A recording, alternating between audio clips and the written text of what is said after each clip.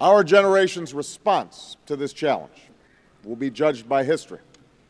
For if we fail to meet it boldly, swiftly, and together, we risk consigning future generations to an irreversible catastrophe.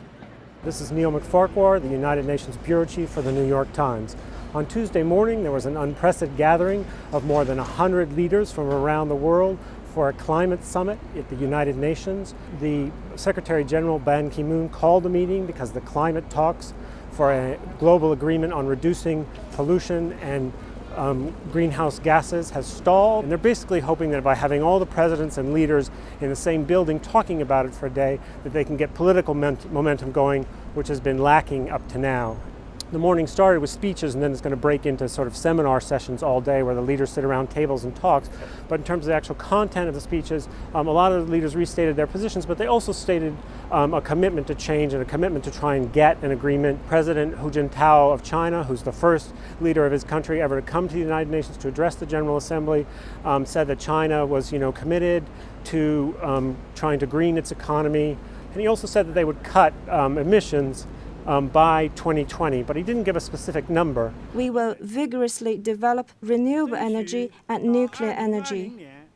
We will endeavor to increase the share of non-fossil fuels in primary energy consumption to around 15% by 2020. President Obama also reiterated his position, the position of his administration, that they want to cut greenhouse gases in the United States, but he, acknowledged the political reality.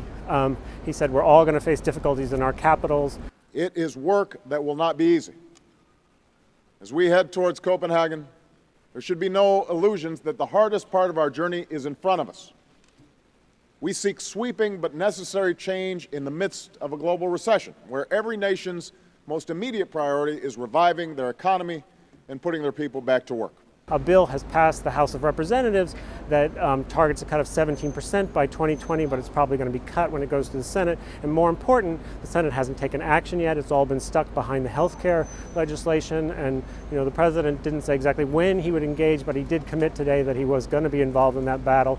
And also, there were a lot of other leaders from around the world speaking. The president of the Maldives in the Indian Ocean, which is threatened with sort of being drowned if global warming causes the seas to rise, he said that developing nations should be committed to mandatory targets.